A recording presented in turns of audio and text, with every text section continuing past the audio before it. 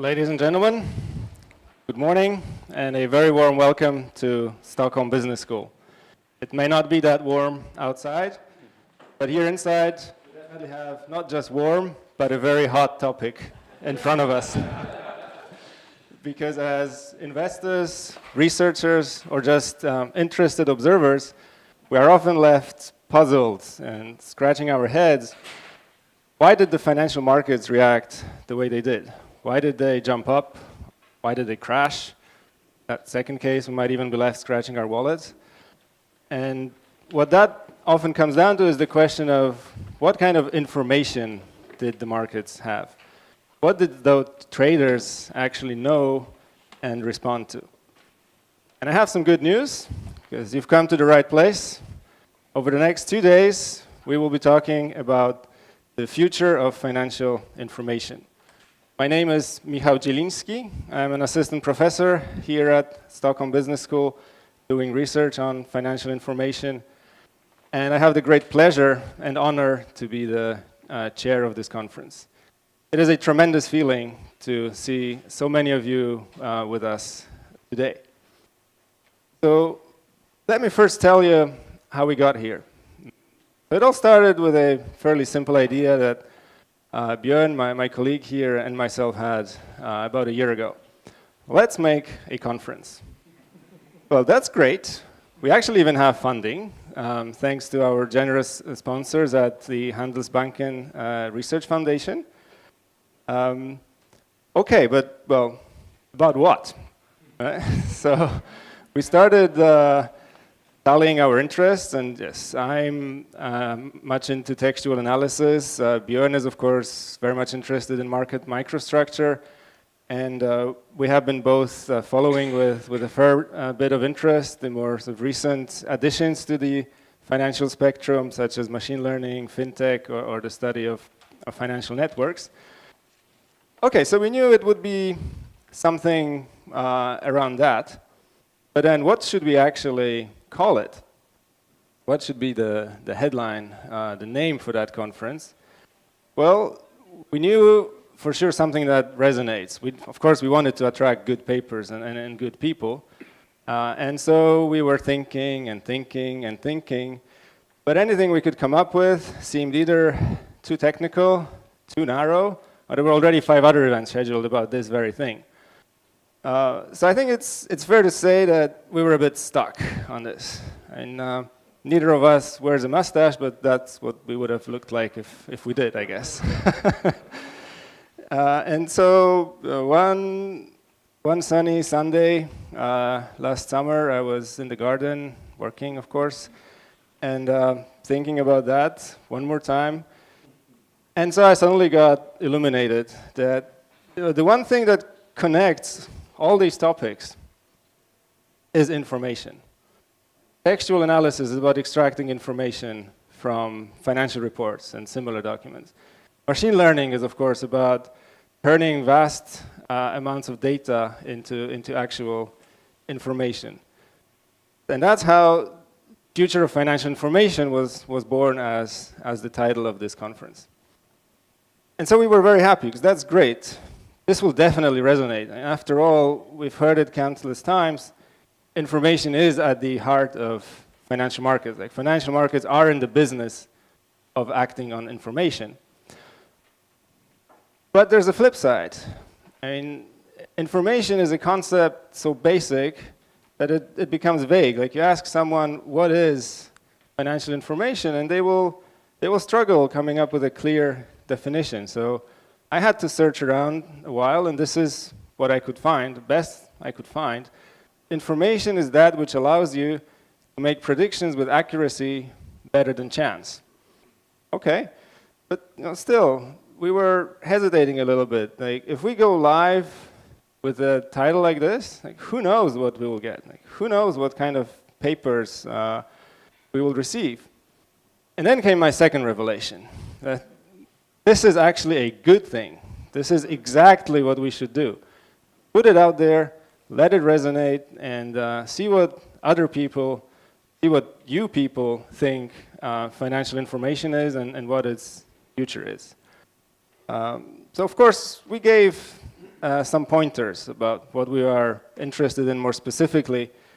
Where do you find information in financial markets? How do you process it?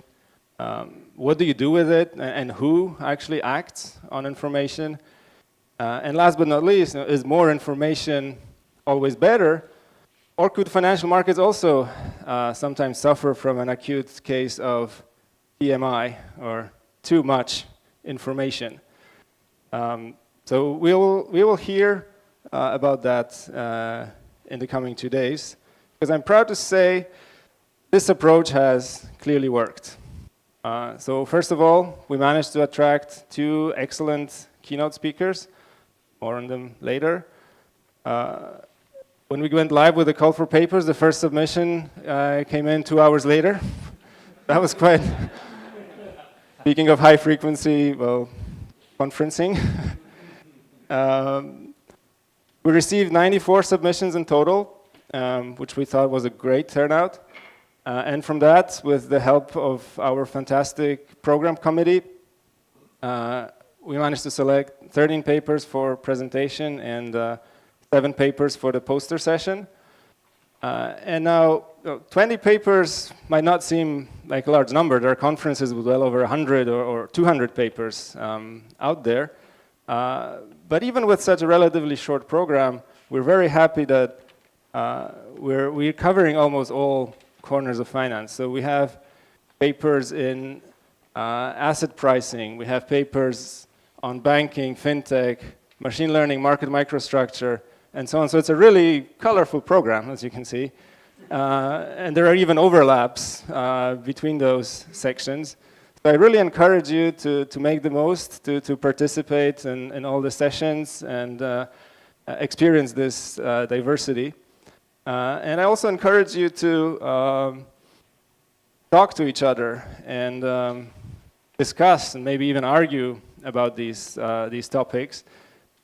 Because we're not only a big crowd, we're a pretty diverse one as well. So apart from the presenters and discussants who are the academics by nature of this event, we have a fair representation of non-academics among us, from the financial industry, for example, from government agencies. So thank you for taking time out of your daily schedules to come to this event. And I'm also very happy to welcome the fair share of PhD students who are the future of our profession. I hope you can benefit from attending. Now, there are many people in this room without whom this conference would have never happened, and I want to thank them sincerely. So my colleague Björn Hackstromer, who is the co-chair for this conference and who was very generous, sharing his experience organizing previous conferences and also sharing the effort in putting the program together. So thanks a lot. And great job. It was a pleasure putting this together with you. I would also like to thank our organizing committee. So it's Oscar, Esther, and Sheng, who have been working very hard, making sure that everything runs smoothly, from the slides we look at to the food we're having in the meantime. And in this category of smooth operators, if you like, I would also like to mention the conference chairs. So Lars, Jens, Ayun, Daniel, and Lou, all colleagues here at Stockholm Business School, whom you will meet in the sessions. Thank you very much for agreeing to come here and help. I would like to thank all the presenters for sharing your valuable work with us and for making this program so fantastic. I hope you will enjoy your sessions, and I hope you will get good feedback, which is also a big part of coming to academic conferences. Which brings me to the next important group, the Discussants, who bear the most responsibility for providing feedback. And I think that's something never to be taken for granted. Someone else takes time to read your work, think about it, and prepare comments. So it would definitely be a shame if this kind of voluntary and pretty much selfless effort went unnoticed. And so to this effect, we have instituted a Best Discussant award. Oops. Not quite this one. It's not quite 9 million Swedish crowns, but still 5,000 plus this artistic diploma. And the point is, we need your help, all of you, to make the choice of the best discussant. And this is how it will work. So the voting happens online.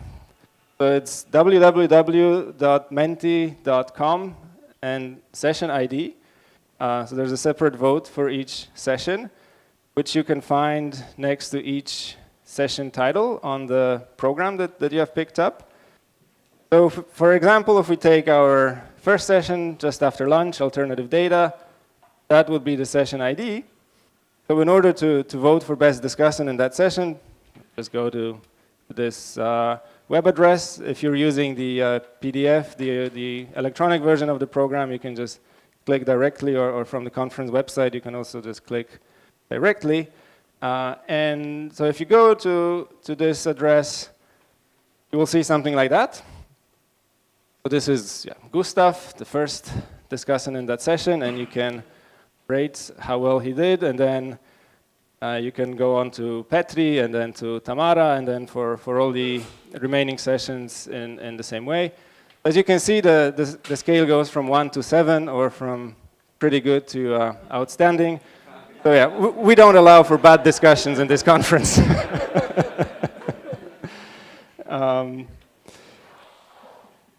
So I really encourage you to take this seriously and participate and vote. And at the end of the conference, we will tally all the votes, and the person with the highest average score will be crowned the best discussant in the ceremony that we will have at the very end. That's how we can show the discussants that we really appreciate their work. And last but not least, I would like to thank keynote speakers, so two renowned scholars who have kindly accepted our invitation to come to Stockholm and share their wisdom with us. So thank you, Mitchell. Thank you, Thierry. We really appreciate it to have you here.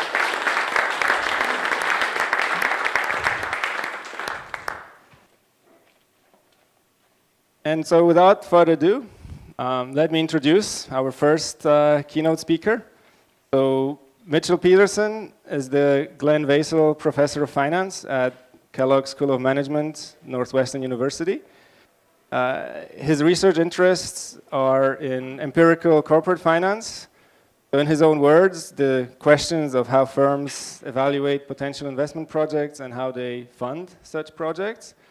But that also includes how sort of information affects these dimensions. So he has published in all 3 top finance journals, and also in this other journal in Econ.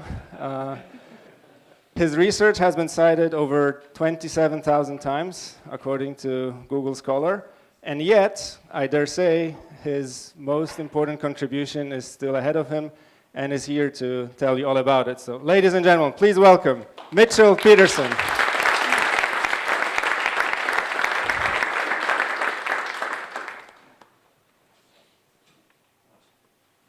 Drew has asked if you could microphone. This doesn't work. You gotta let me know. Is it on now? 1, 2. Okay.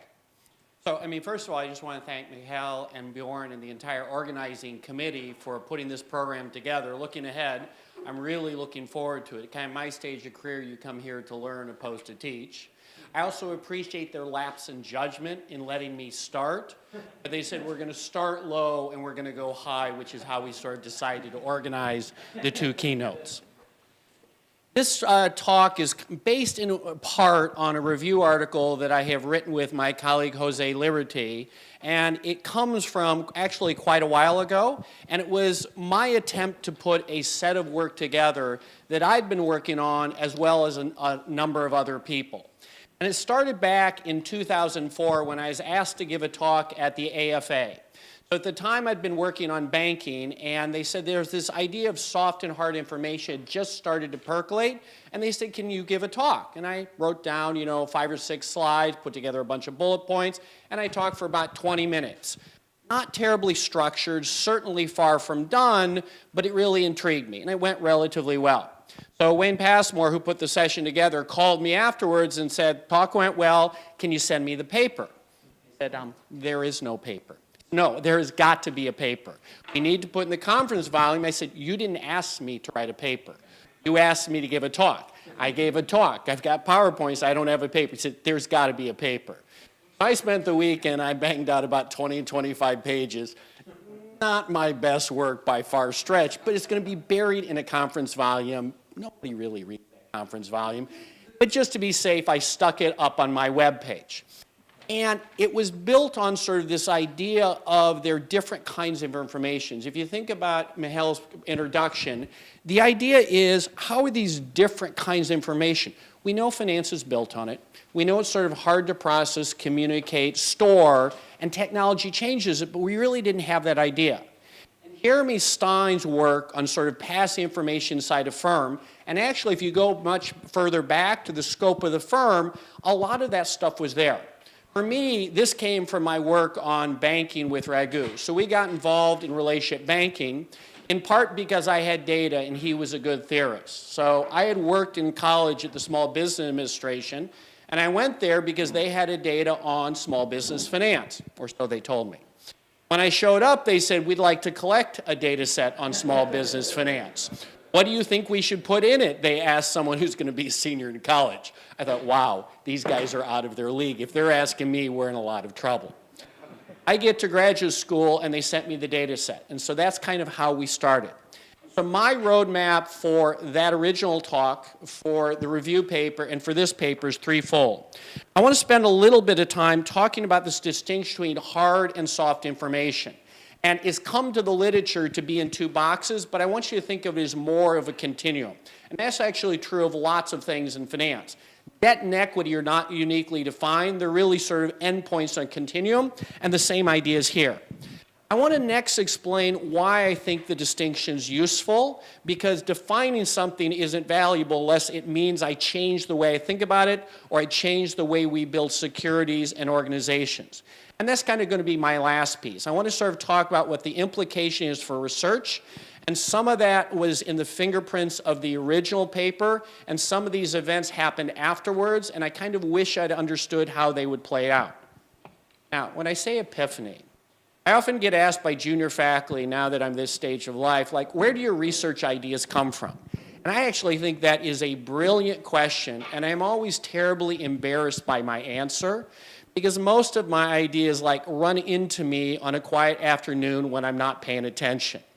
And this one is exactly the same thing. So I've got 2 sons. My youngest son is named Equity. He doesn't have problems, he has issues. Or actually, he's got an entire subscription. So he would go see a therapist once a week, and sometimes I would go, but as I'm trying to get tenure, sometimes I would send his nanny. And so we had bifurcated, and I had given her the right to collect information, and I had retained decision rights. Most nannies don't understand that distinction, but this one I think actually did. So I would tell her what to sort of look for and collect when she was there, but I realized I did a horrible job because the environment was complex, it was constantly changing, it was multidimensional, and I didn't know how to describe what to look for. Now, if I went there, I could kind of figure out this is important and why, but I had trouble encoding that. And I was trying to figure out how to sort of do what little personal life I have. I ran into this realization this is exactly the same issue I had when it came to soft and hard information. And so that's why I kind of want to start with a description of how we think about what the difference between soft and hard information is. Hard information can be reduced to a set of numbers or facts. They're easily communicated, and you completely understand what they do. In our work with lending, we sort of thought of it as a credit score, or a quantity of output, or actually a stock return is the number I like the best. If I tell you that Tesla's stock was up 4% today, everybody knows precisely what that means. Soft information isn't quite as easily reduced. It's perspective, it's opinion, it's views of things, but it tends to be communicated in text. Now notice, the ability to reduce it to a number, that can't in and of itself be what hard information is. Because all the information we have, from the numbers to the text to pictures, are going to be reduced to binary when we save them. So it's more that when we reduce them to those, you fully understand them, and that means that context is incredibly important. When I tell you the return on a stock is 4%, not only do you know the fact I'm telling you, but you fully understand the context. That was the problem I ran into in collecting the information. The context wasn't clear. This distinction is very similar to the way we teach first-year econometrics in PhD classes versus the way most of us empirically do research. When you walk into that class and we teach regression, we know what the independent variable is, we know what the dependent variable is, we know what the functional form is, and the only thing we are uncertain on is precisely what beta is. I've never seen a research proposal where they knew all that information. I've got an idea of the idea I want on the left, but I don't know how to measure it. I've got this laundry list of concepts on the right, but I don't know how to measure it, and believe me, functional form, I don't have an idea. And that's kind of what we mean by the difference between soft and hard information. As I said, this, from my view, comes from the lending literature. And so at the time when we talked about lending, Raghu and I focused on relationships. So we looked at the building on the left, and these things have been around for hundreds of years, are incredibly persistent. Most of us probably haven't been in one in 4 or 5 years. Used to be you would go into one of these buildings and you meet a loan officer, a well-compensated individual whose time was very valuable. And you would spend 45 minutes to an hour discussing whether you get a loan. They would collect a lot of numeric stuff, but a lot of it was your personality. Did you look them in the eye, the firmness of your handshake? They knew your family. They were on the PTA with you. Your kids played in similar types of sports. The one on the right, which literally did not exist when we started doing this, is a different version. And that's the one where I think is much more hard information. Now, if you're going to make a loan decision in 30 seconds, there clearly can't be any real-time human interaction. And so what that means is we need to fully understand the context before we get there. And so that distinction of can I capture everything or not, that context independent. With that mortgage application, they know exactly what they're going to collect, they know the ranges they're going to collect, and they know how that's going to be mapped into a decision before you walk in. Although the knowledge in the head of the loan officer is there, it's not clear that they know exactly what to ask, and it's a little bit like a job interview. You ask a question and you get an answer, then you look at the next thing that you're going to ask, and then the next thing after that. And so what I want to do is think about this separation of the data collection and the decision making. With the loan officer, those all are in a single individual, and so you don't need to worry about what loss of information happens. The context is all there because I collected all the information, but I also understand it. Once we move this to the hard information, we separate those apart, well then the person collecting the information no longer makes the decision, they got to pass all that along. It also means that they now have potentially different incentives. How do you compensate that individual that collects the information but does not make the decision? And that's going to affect sort of what information they want to collect. Not just what they can, but their incentives in terms of what information they want to collect. And that's something I want to come back to later as we talk about some of the work. Okay, what are the advantages or disadvantages of the different ones? Well, one of the beauties of going to that online app, one of the beauties of hard information is you now get to automate this decision. So replacing an expensive loan officer with a relatively cheap clerk.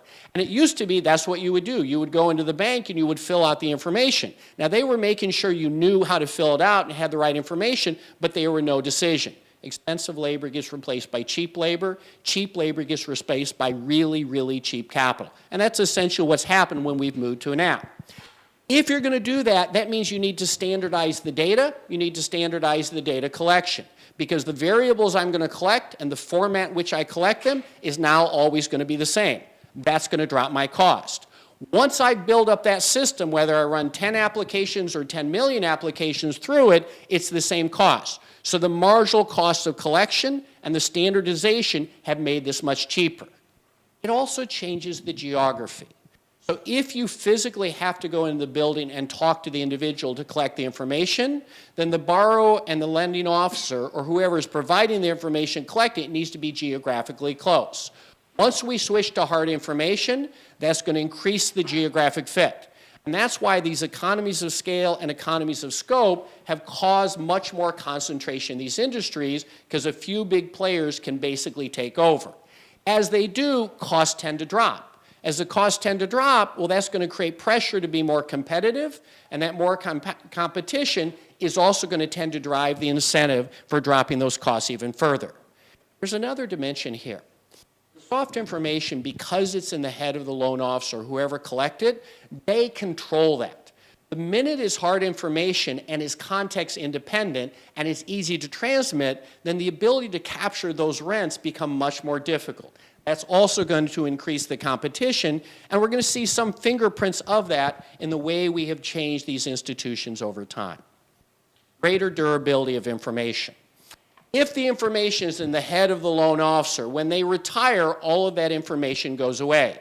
And the beauty of converting to hard information isn't just you can pass it from one person to another at the same time, but you can pass it to one person at the time in the future. And that becomes much more durable.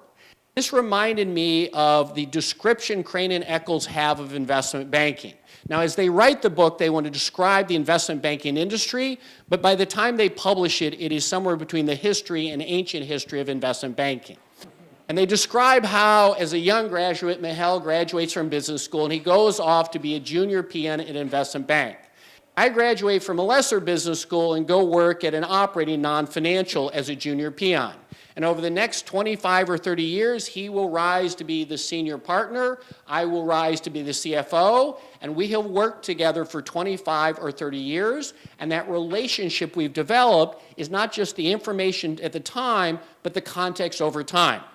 By the time they write this book, turnover in the financial professions have increased dramatically. I don't know which way causation goes.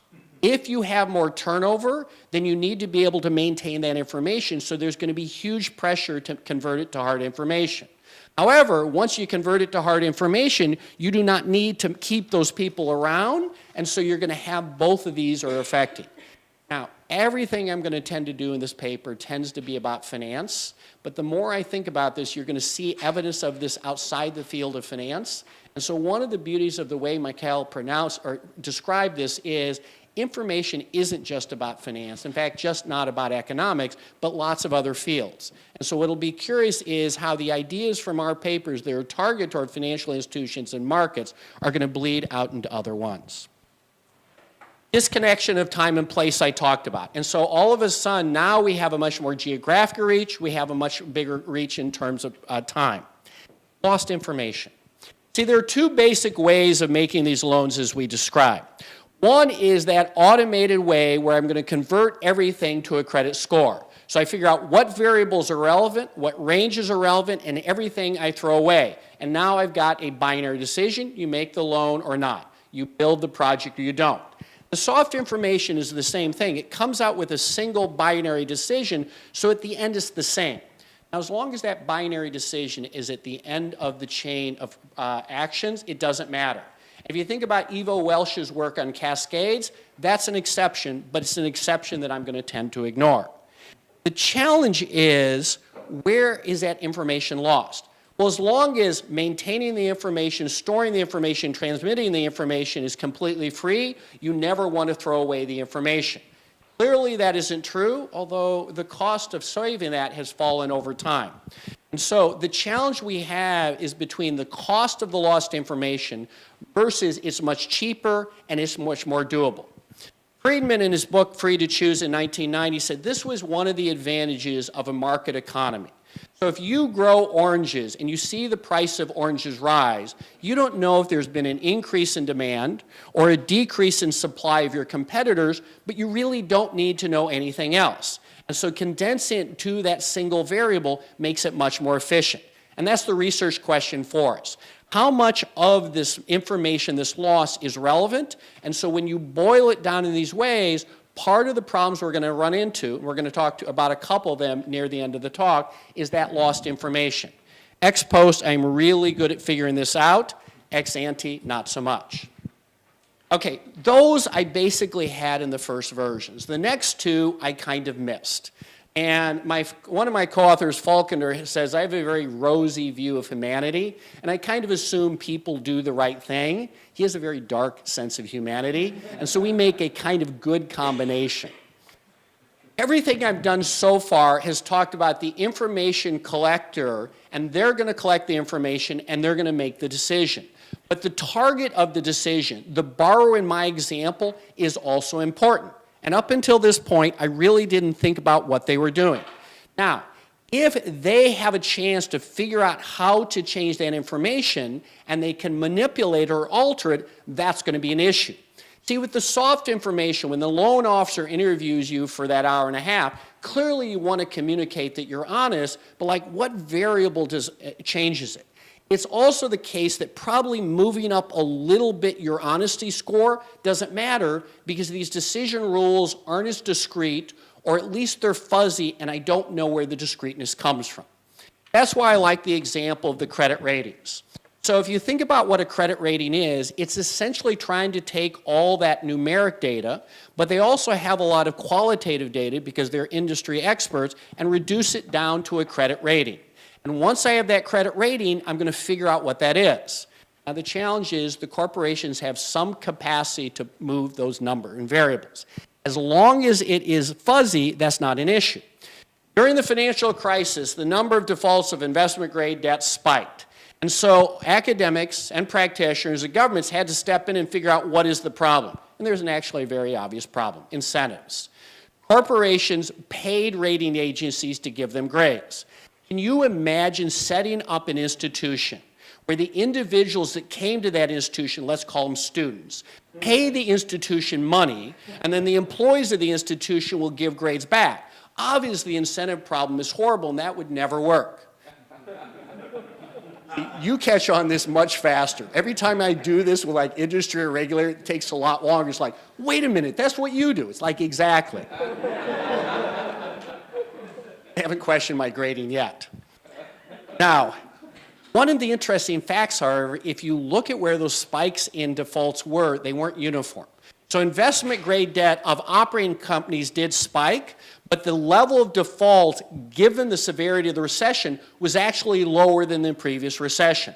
So most of the abnormal defaults happened in the securitized market. Why is that? It can't just be paying for ratings. Well, if you're an operating company and you go talk to a Moody's or an S&P and you get a BBB rating and you want something higher, they might say, sell off your European division, close these production lines, and I'm going to move it. Operating companies have lots of competitive advantage. Lower capital is one of them, but it's not the biggest one, and one rating notch just doesn't move it that much. So the cost relative to benefits isn't worth it. If I look at a securitization that literally is no operations, their essentially only competitive advantage is that cost of capital. And so if they can slightly move one of the variables, how geographically diverse are the mortgages? What are the diversification across the supply chain, and get that to move? Now, as long as those are opaque, as long as those are fuzzy, there's not a lot of incentive to move it a little. The minute they become discrete, that's where this is going to be an issue. And I want to come back to that a little bit later in the talk. Sixth sort of advantage or disadvantage is the role of discretion. So in that app, you put in the numbers, and it is going to make a decision. So there is no human discretion in this. Discretion may be really helpful. So part of the reason we argued in our early work on relationship lending was an advantage is that relationship allowed you to collect information that was not otherwise visible. If you talk to them once, you don't know nearly as much as if you built a relationship over 10 years, and you get an idea that when things are tough, how honest are they? When things are difficult, how they respond under stress. So one of the beauties of this is not only do you collect more information in the relationship, but it allows you to use discretion in the way you do it. It also may build up a sense of reciprocity. This is coming more from the sociology lecture.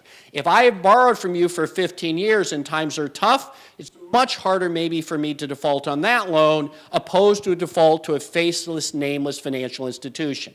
And some of Professor Sapienza's work on the financial crisis, if the mortgage had been sold, they're more likely defaulted. Okay, that's the good part. The bad part is that discretion also may allow you to put a thumb on the scale.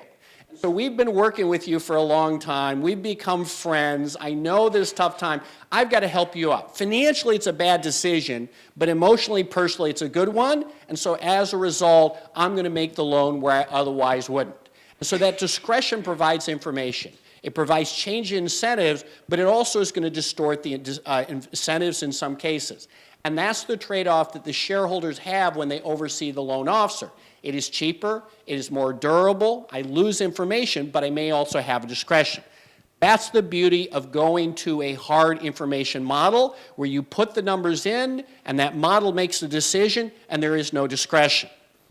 These things are never as simple as I thought. And so there's this beautiful paper by Berg and co-authors where they look at a bank that did exactly that. They build a credit reporting system, and the loan officer puts in all the variables, and then the system kicks out an answer.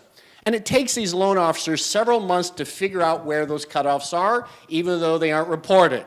He is honest on a scale of 1 to 7, 3, no. 3.5, no. 4, no. 4.5, yes. He's a 4.5.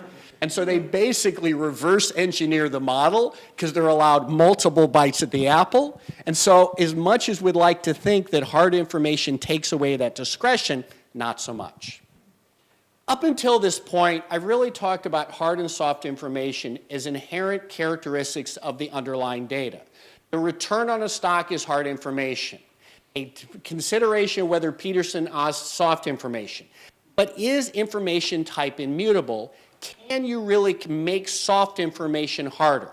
So I want to go back and talk about two historical examples that I like immensely, where they tried to take what I would call soft information and convert it into a much more hardened form.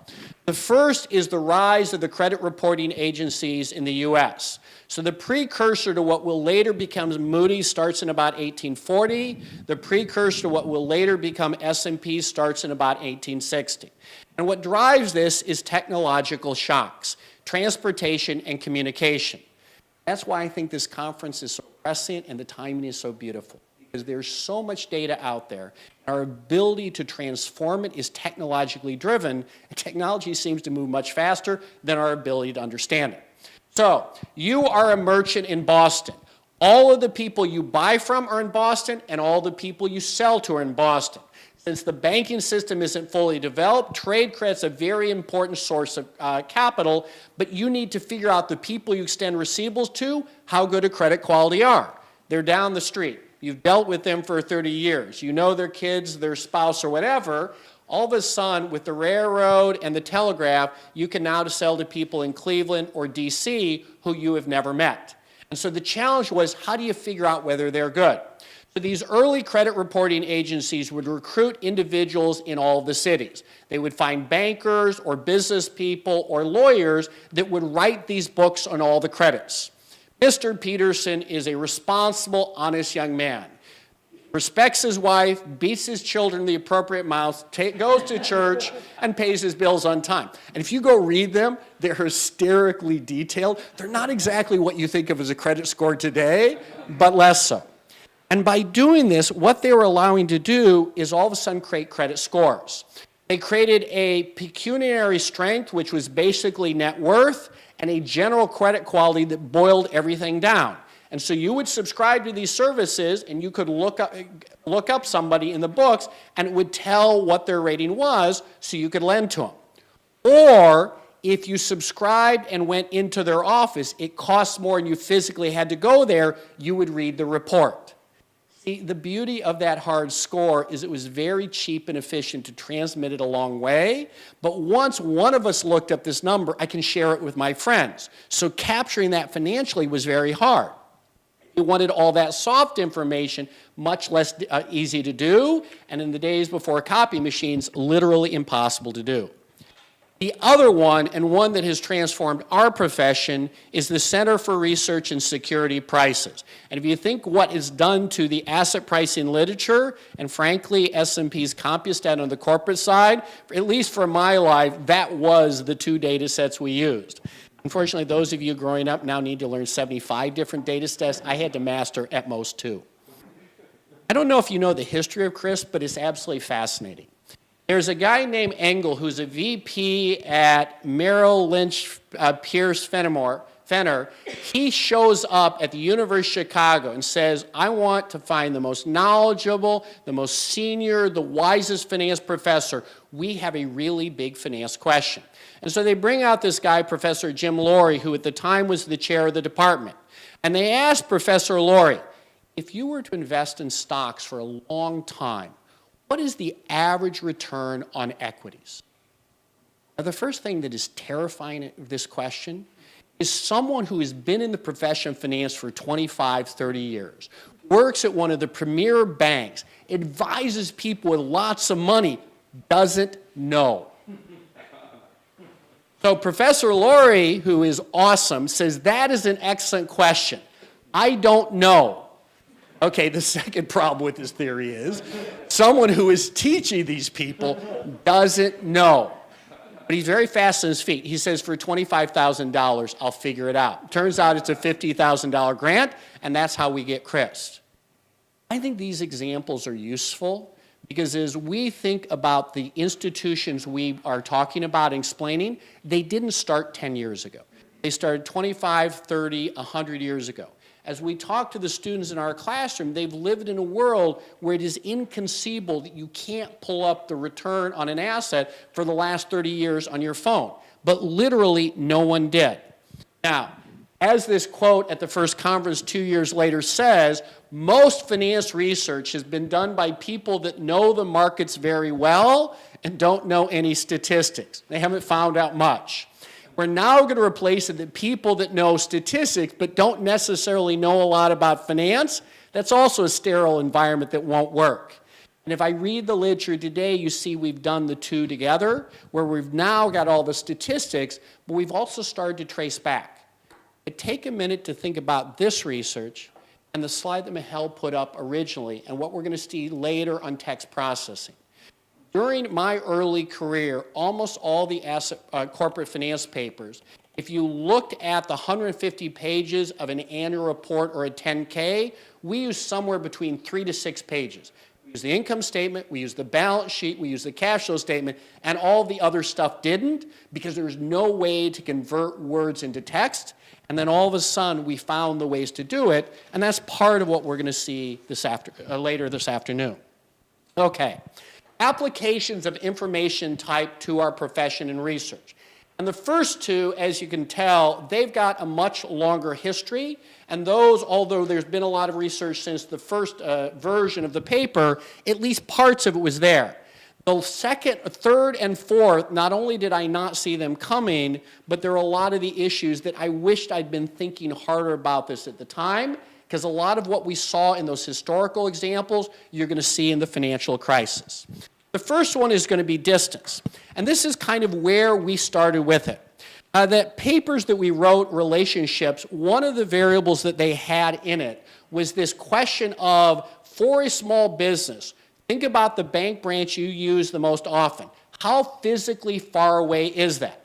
And I saw that data. And I called up Raghu and I said, this has got to be our next paper. This is going to be a pretty easy paper. If it works, it'll be a single. When you're young and nobody knows you, you borrow from mom and dad. You borrow across the street. And as you get bigger and more well-known and more established, your circle of borrowing tends to expand. So we are going to figure out that when you're young, you borrow really close, and when you're much older, you borrow further away. Gary Gorton discussed this paper, and he said, I don't know if this is the way things change over your career or the world has changed on me. Because early in my career, he said, I would always co-author with people down the hall. Now I co-author with people across the country or across the world, and maybe it's that same expanse. So This part resonated with me. Raghu said we can do a small model. He's always the theorist because I can't write models. If he teaches me enough, I can explain them, sort of. So I run the regressions, and sure enough, young firms borrow very far away, and old firms borrow really close. So I send the results off to Raghu, and remember, he's supposed to be the theorist, I'm supposed to be the empirical guy, and I love Raghu, and he goes, clearly, you don't know how to program. You made a numerical error, you made a mathematical error, go clean up your mistakes, and when you're done, come back and we will talk. Exactly the reaffirming response I was hoping from co-author. So, I spent 2, 3, 4 weeks debugging programs, looked at it. It was unbelievably robust. I could not get it to go away. Here's why I tell PhD students, when you run into a brick wall, before you give up, if it's really a robust result, and it's hardwired into the coding in an uninteresting way, or it's hardwired into the data in an interesting way. Finally hit us, and it took both of us bounce it back and forth. We had a point in time. So that means that a 3-year-old firm started borrowing in 1990.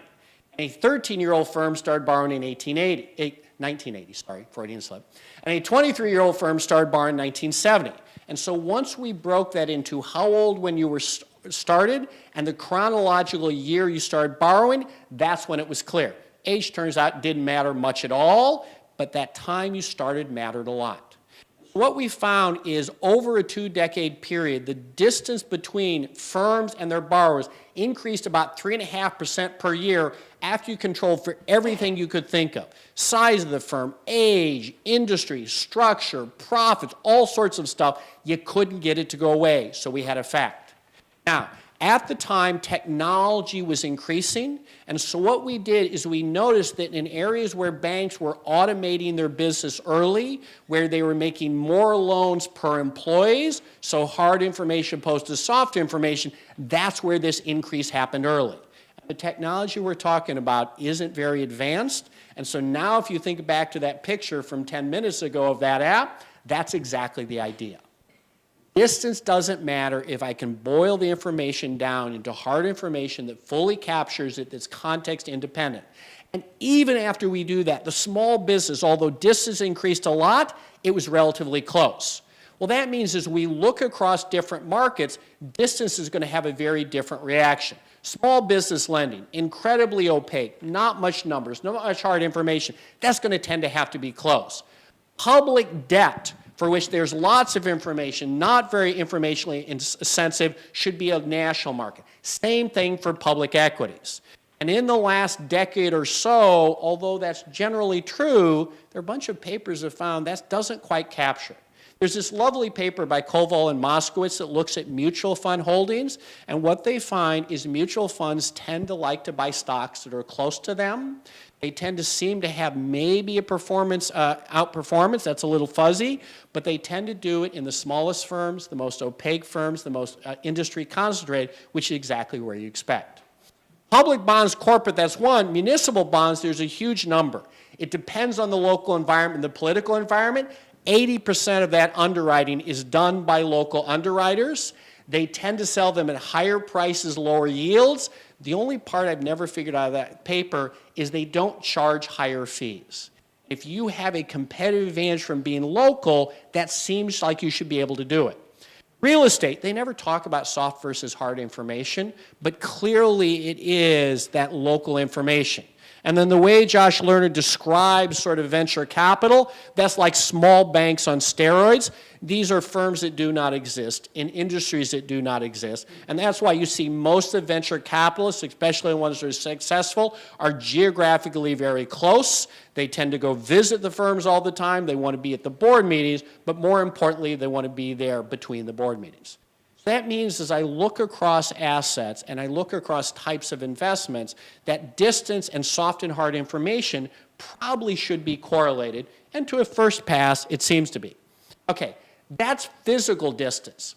There's a set of papers, this beautiful one by Landier, that looks at internal investments. And what they find is the further from headquarters you are, your division tends to get less investments. You're more likely to lay off your workers, and you're more likely to divest it. And they classify firms that have more soft dependent versus hard. Opaque and transparent would be the same, and that effect is much stronger. Now, clearly, location is endogenous. So in his job market paper, Gerard does a nice job of coming back and looking at changes in distance, not physical distance, but time of getting there based on airlines, and he finds essentially the similar idea.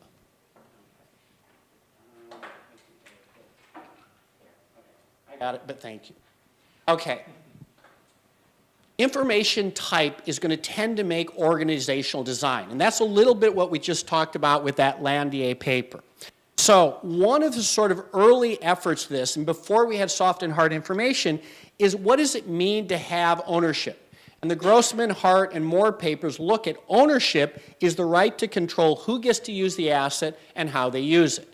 So if it's my machine and I fire the workers, I keep the machine and I get to liquidate it or hire new workers or move it somewhere else. That's what it means to own the asset. And that worked beautifully when assets were tangible. What happens when assets are intangible, specifically information? Well, I own the information. When I fire my employees and they leave, I get to keep, except I don't.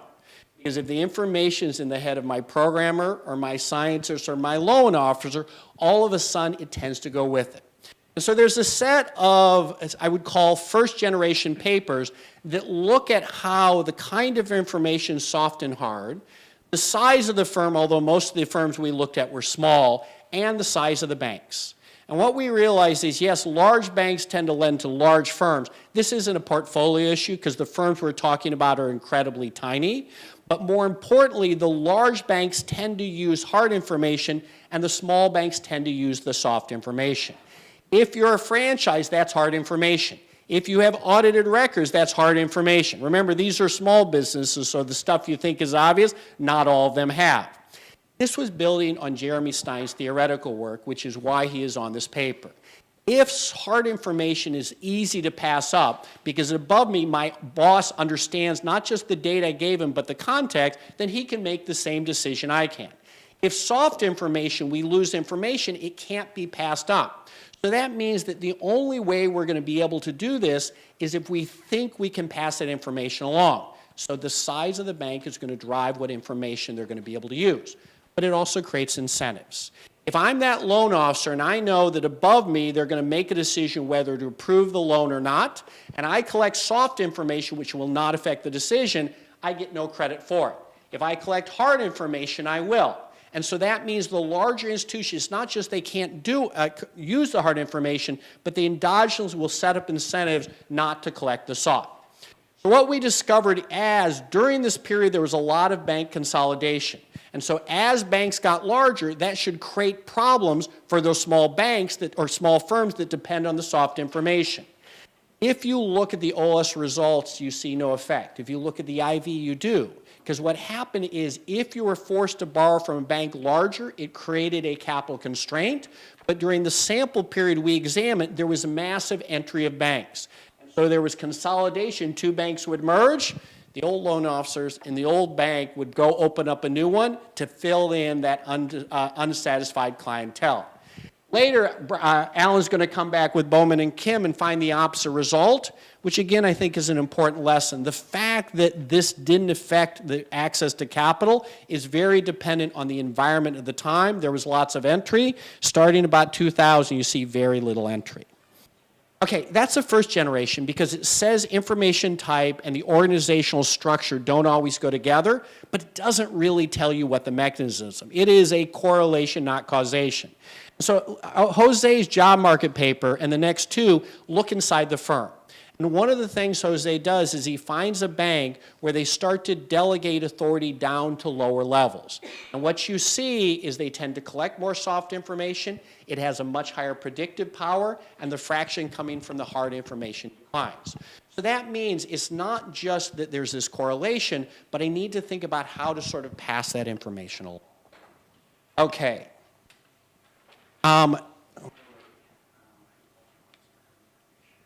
Okay, financial crisis. This is going to be number 3.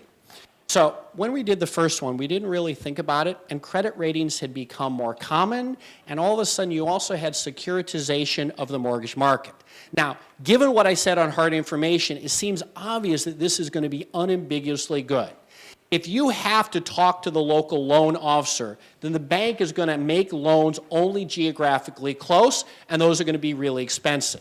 If you can convert this to more of a credit scoring type market, it will become much cheaper. You're going to have much more national sort of lenders, and you're going to allow much greater geographic diversification. So all the things we talked about early, those are going to be the benefits, and part of what allowed us to scale this information. The problem is a couple of fold. One is all of that soft information we had, that is going to be lost. Because if you are going to sell off these loans, you can't do it. Not just you can't pass the information along, but it's going to mess up the market. If you, the buyer of the mortgage portfolios, know less than I do the issuer, we know that creates a lemons problem from Stiglitz. And so the way we solve that problem is when I make the loan, I only look at hard information. If you and I have a discussion, that's going to be a problem. If I collect a bunch of variables and I know nothing else, that's going to be a much easier way to pass it on. Models didn't work as well as we expected, as we know. Now, part of the problem is the models had short history, and this is at least the second or third time we did it. You go back 15 years earlier, they started to do credit scoring on small business loans. They did it in a time period where everything was really good, and then the first recession came along, and the models fell apart. So this is a problem of short history, or it's much more endogenous. See, part of the problem we have is when you make these models have discrete changes, as we said, that are dependent on the borrower, there's an incentive to start changing this. And in this great set of papers, they basically look at what happens as securitization becomes larger. The predictive power of the models tend to collapse, and models estimated when securitization was low break down when securitization is high. That's that discrete cutoff. See, it used to be that if I went and paid off my credit cards, I got a little bit better. Maybe I was a little more likely to get the loan, maybe I paid a little bit less, but it didn't really have an effect. However, if you have a cutoff that unless you have a loan-to-value ratio of less than 80%, you don't get the mortgage. Unless you have a FICO score of 615 or more, you don't get the mortgage. Well, now, anybody with a 614 has a huge incentive, as we know, to go to 618. And so Keyes and Group have this awesome paper that when securitization was low in an era where the no-doc loans, you don't see much of a jump at that point. At the other one, you do. Now again, this is why it's important for us to explain to the world our lives. When we distribute grades at the end of the quarter, we have all learned after the second year of teaching, you never say the cutoff between an A and a B is 550 points. Because every 549, 548, 547, really optimistic, 532 is going to be in your office for arguing. So you say, well, it was somewhere in the 500s. Same idea is going to be true here. So this comes back to how you design this. Now, if you look at the way we do credit ratings, if you were to run a regression of credit ratings on all the accounting stuff, you get a very low R-squared. So that means there's a bunch of stuff in that rating that the model isn't there. Maybe we don't have all the variables, but you can throw the kitchen sink at it, doesn't get better. Maybe we don't have the functional form, but you can throw the kitchen sink at it doesn't get better. Part of what's happening is they have other soft information because they ask you about industries. One of the unique things about the credit reporting agency is they get to ask and sometimes are given material non-public information. General Motors goes and asks Moody's for a rating. Moody's asks General Motors for their production plans for the next 5 years. General Motors explains that's private, confidential information we're not telling you. Moody's says, fine, we'll rate it without it. It's your call. And GM provides the information. But there's more than that. It's also that they are very unclear what those cutoffs are. So if they ever said you need interest coverage about a certain amount, you needed debt to asset below a certain amount, you'd have the same thing. So here's an example where an opaque model is a feature, not a bug. We sometimes argue that more transparency is better, more information is better, and this seems to be an example. The last topic that I want to talk about is fintech or new markets. Now, I don't know about you, but I have a large number of students cruising to my office who are very interested in fintech. They're going to go get a job in fintech. I ask them what fintech is, and they always know it's when technology solves all problems. I love the optimism of youth. So, as I look at these, what I really think fintech is solving old problems with new technology, trying to avoid the problems we've made before.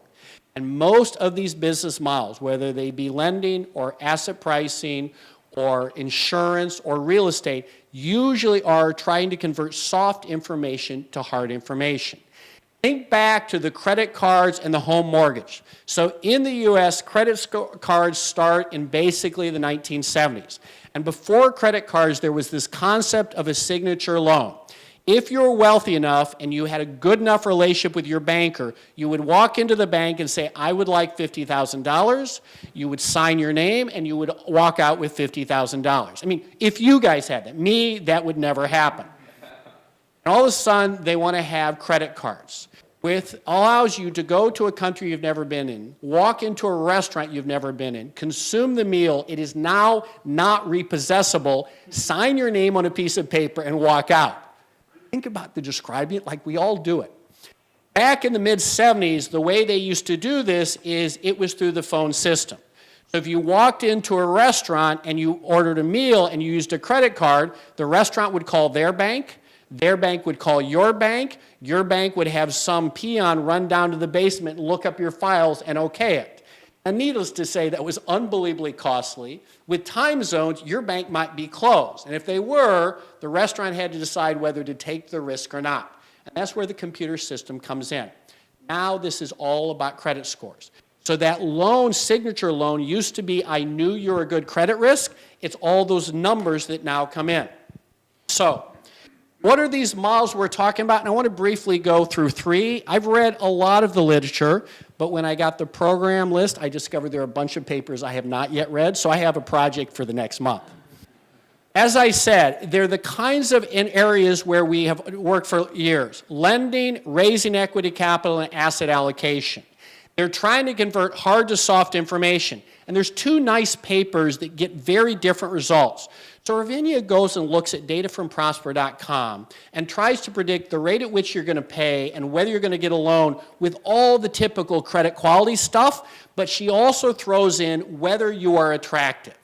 Now, she had a bunch of people evaluate this. Turns out attractive people are more likely to get loans. Attractive people pay less interest. Attractive people default at the same rate that I do, so that's an issue. Now, that doesn't sound like smart use of soft information. It sounds like unprofessional lenders, and most of the lenders at this point in time are retail. Here and company get the opposite result. What they find is if you look at the interest rate charged by these lenders, it has more information than the credit score in terms of the default. Now, what do they have that we don't? Because remember, this is all interfaced through the computer. This is no relationship. It's stranger lending to stranger. Well, they have your picture, and they have a description. So somehow they're extracting information from your picture and your description on what kind of credit risk you are. Now, I would argue that even at this point, these are now historic artifacts because over 80% of the lenders at this point are professional institutions that are no longer the retail. But let's say that second fact is still true. If you have a really attractive picture and you have a very compelling story, you're more likely to get the loan and you're going to pay a lower interest rate. I've got Photoshop. So like the more attractive picture, I'm pretty sure I can do that. If I can drop the interest rate by cribbing off somebody else's description, I'm going to do it. Anytime there are transparent models based on inputs we can change, they're easily manipulable. So the question of how this market evolves is whether we can alter that. Crowdfunding. I've noticed that as many papers in this area are published in marketing as they are in finance should be a huge warning to us. Very little of the capital is raised for what you and I would call equity stake in the firm. Most of it is for a product to be named later, so think of this as market research. But again, if this was really sort of the kind of convert soft to hard information, what kind of information you have? This is like venture capital. These are firms that do not exist, often in industries do not exist, that are incredibly opaque. Now, one solution to that is the efficient markets. I'm not an expert on finance. I spend a lot of time teaching finance, but my former students spend hours more examining stocks than I do, so I'm pretty sure a contest between them picking stocks and me, I will always lose. But if I just buy everything, I will be okay. That works with public markets. The argument for private markets, I think, is much weaker. To be public, someone smart had to take you public. To be public, not only can people buy, but they can sell. So there's a finite number of stocks in the public market. In the private market, there's an infinite one. So I am very negative about this possibility. I reserve the right to be wrong, but unless they figure this out, less so. Robo-advising is, again, one where it clearly caters back to the advantages. If you're incredibly wealthy, you can pay someone a lot of money to be your private wealth manager. If you have $50,000, the economics just don't matter. But if I could automate what the choices are, I could automate collecting sort of what you have, all of that stuff tends to be hard information. It's a way to do it. The problem is part of the investment decision isn't just the assets you buy, it's also your risk tolerance, the biases you bring, your patience, how you react after an '87 crash. That part also needs to be collected. And so that relationship is partially about collecting that other information. It's probably also overwhelming some of those behavioral biases where you panic and want to sell, and they don't necessarily do it.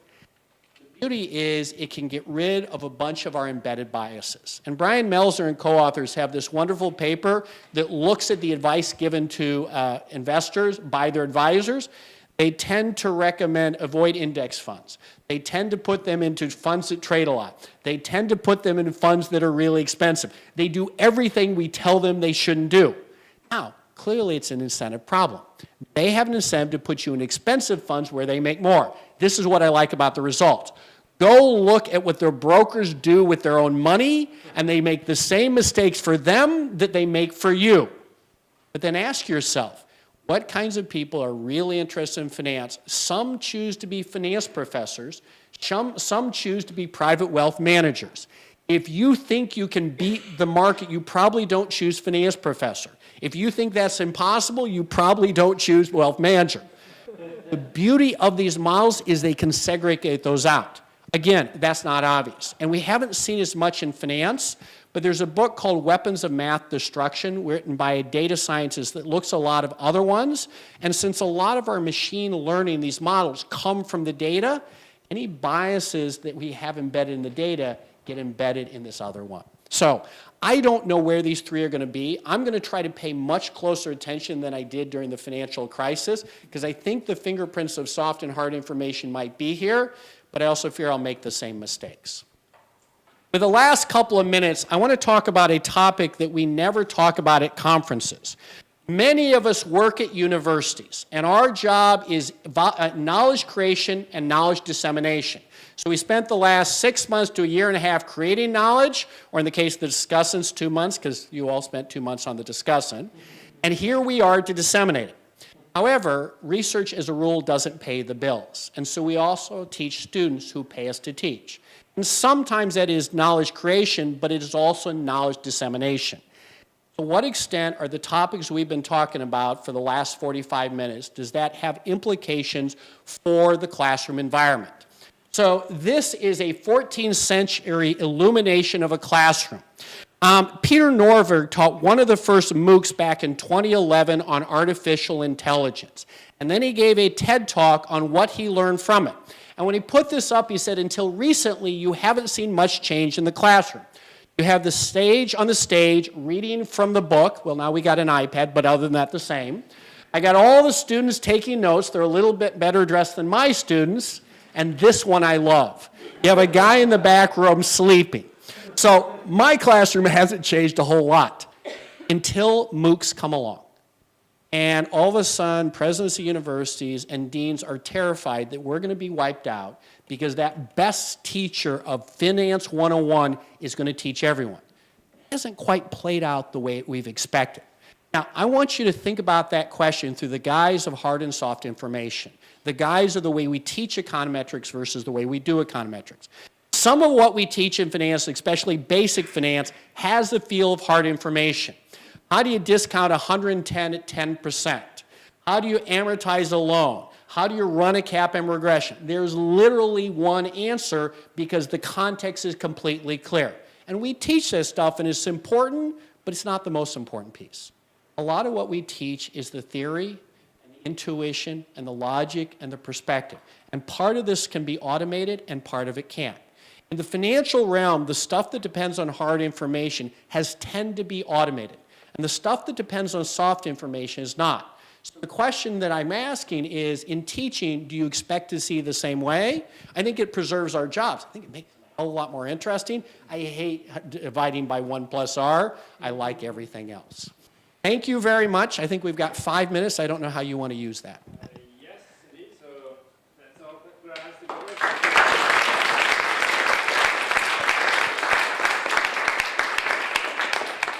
For an excellent lecture. Indeed, we have a few minutes for questions. So if you would like to ask a question, raise your hand and need a microphone. I can hand it over to you.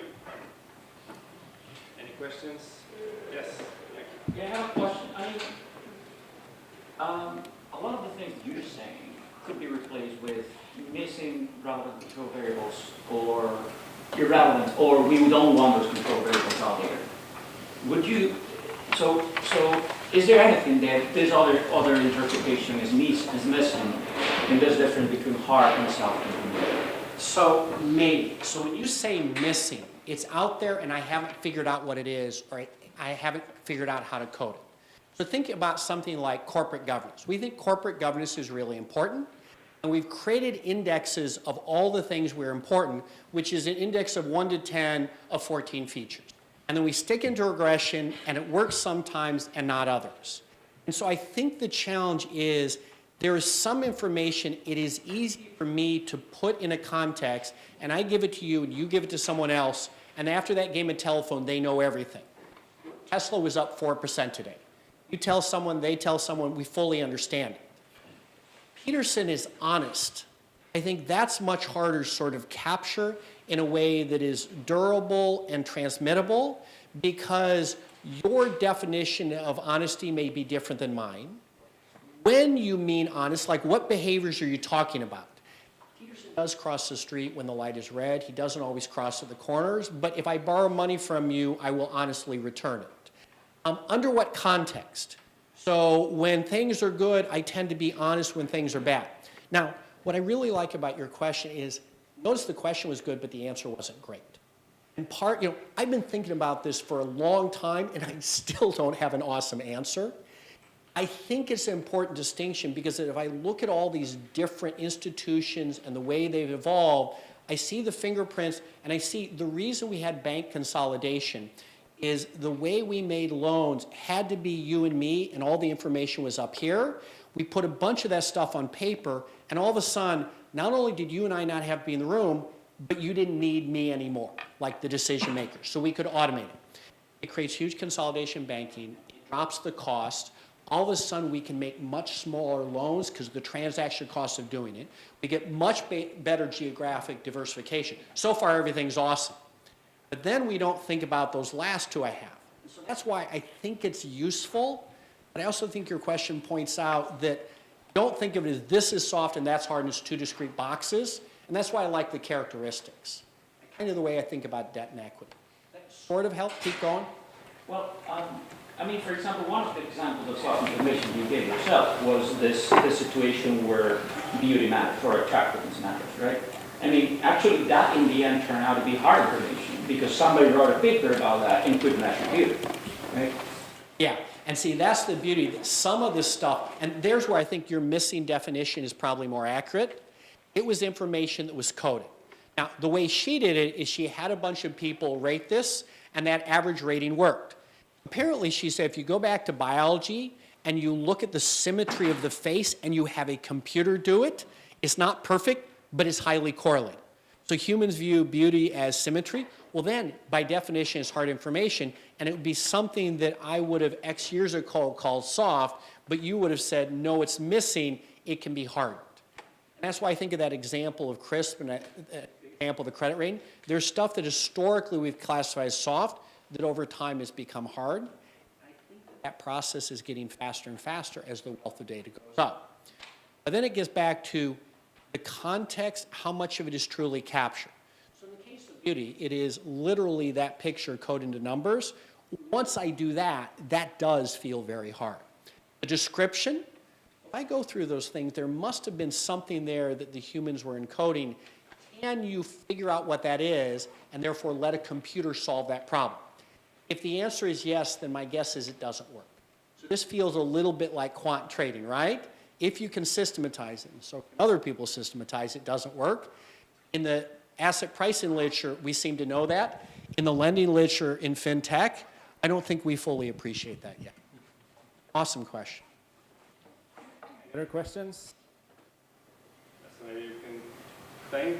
Right. So I guess I'm going to ask as beginning you said something, ask a simple question. What's the average return from, if I ask a question, what's the kind of number to describe a fraction of hard versus soft information in the financial market, say, in the history and going forward? What kind of number we are looking at, or what's the trend we are looking at? So the closest I can think of two examples where we tried to do it, neither of which I'm fully satisfied with. So I think Jensen has a paper explaining the prices of orange juice. And he puts in all the weather data you possibly can think of, not just the average temperature in Florida, but really localized, and the R-squared is really small. The other one is credit reporting. So like in some of this early literature, the way they looked at hard versus soft is they said, let's run a regression of the interest rate on all the things in the credit file. Well, some of this is missing information because you knew that although I haven't defaulted in the last 7 years, I actually did default when I was out of high school. And some of it was soft information. So I don't know the answer, but I sort of think of an R-squared. The problem with the Jensen example, or the problem with all of our asset pricing models, is how much of it is factors we don't have, how much of it is sort of market microstructure effects, how much of it is the emotions that in theory we could practice but not know for sure. So that's the way I'd think about it. But at least in the two examples I've had, the hard information, the R-squared numbers are really, really small. But you also meant there's a hardening of soft information.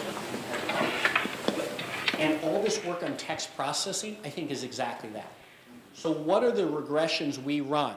Everything on the right side came from the income statement, the balance sheet, and the cash flow. And then we added the footnotes. And then we added sort of text processing. And then now there are people that are doing the voice tone of the earnings announcements. And so again, we are numericizing a lot of data that wasn't numerical before. Is that hard versus soft? I can create a corporate governance index from 1 to 10. So the fact I can create an index, I don't think necessarily means that. And the way I think about that is, when you look at a 5, do you know what a 5 means? Well, then you have to go read all the underlying ones, but even when you do that, you don't feel like it's fully captured. In fact, there's some firms that you think are poorly managed that have a 7, and there's some that are much better managed of a 3. So I made a numeric index. I quote harden the information, but I don't really think it captured it in the sense the context of the collector isn't there in those numbers. And then Andrew. Thanks for a great lecture. One of the things that I learned when I first read your paper was about the hardening of information. That it always means that we throw out some of the soft information to turn into hard information. And now we see big data and machine learning and artificial intelligence all over the place. So we should clearly be concerned about how much information these processes are throwing out. But then, on the other hand, you could argue maybe that the big data is so big that it's, we could never digest all of it without these techniques. So then maybe we should be optimistic. Are you more concerned than optimistic about that? I wouldn't say concerned as much as cynical. So, you know, the statement now coming out of the mouth of the empirists, you're going to find shocking. I think big data has made me have an even greater appreciation for theory. So if you think about what we do, bad empirical work is machine learning. We go run a regression and X is correlated with Y. What theory does is tell me why X causes Y, and why causes Y plus in this case and Y minus in this case, where I can go back. So go back to your early machine learning. One of the early factoids they found in the marketing literature is if you look at sales at convenience stores between midnight and 6 a.m., if someone buys diapers, the next most common thing they buy is beer. Right? And once you say it, makes total sense, right? Now, what do you do with that? That's a fact that has no value. Well, you put the beer next to the diapers. No, I guarantee Dad is there at 2 in the morning for diapers. He will find the beer no matter where it is. And so the two pieces are, I'm optimistic in the sense it lets us find a lot of misinformation. It takes the other 180 pages we haven't been able to use and now opens up this huge gold mine. This is why I think, you know, the junior faculty have this advantage. It's so exciting because there's so much cool data. What I worry about when the data scientists take over opposed to the economists is we lose the theory. So what I'd still like to see is, why are you looking at the correlation between X and Y? And if it's really true, what is going on, and therefore what is the next and the next and the next correlation? I also dislike black boxes because I don't understand them. I don't like a corporate governance index that I don't understand. I like simple OLS regressions because I kind of know what's going on. And if you've seen any of my talks, you also see I do a huge amount of pictures. I like pictures opposed to tables. That's going to be the third problem with it. It's going to be the communication. So you run this through and you say, I have a model that predicts default at 98% probability opposed to 90%. We should use this. Why is it better? It's such a black box, I can't decipher it. And that's the part I worry. And this is the part where I think economics has a lot. Okay, so let's have Andrew. Yes, my question is related to both your questions earlier. So basically, yeah, so with the, all the hardening of soft information brought on by technology, I'm actually not sure if that actually has increased the precision of our forecasting models, right? You know, because just as you said, you know, there's a lot of, for those of us who work in this field, we know that a lot of these techniques to harden this information is more art than science. Right? It's pretty subjective. There's a lot of discretion involved. So, you know, do you think these are, in terms of value, are they really going to, going forward, do we have more confidence this will increase the precision of the models, or that's going to bring up more spurious correlations? Yes. I mean, I think it's got to be both, right? And the fact you connect to the previous one, I think is exactly right. So if I have more data, can I predict the returns over the next quarter better? Well, once these sales and earnings come out, that comes out. With data, if I can predict that 4 days earlier, is that valuable? On a private basis, if I trade, yes. On an allocation of real assets, I got to believe not at all. Spurious correlation, yes. And especially if there's not the grounding of theory, because the more data I have and the more precise it is and the more black boxy, fancy words no one's going to question. So bringing this back to simple, like, tell me what's going on, I find is a very devastating question when they want to go into impact investing or fintech or whatever, and you literally ask. And you start to see that there's someone that's very good with data and also understand the intuition, i.e. a well-trained PhD, or someone that just found the correlation. Everything I showed you about manipulating models, I think you just said this could be on steroids, and I think you're right. Thank you very much.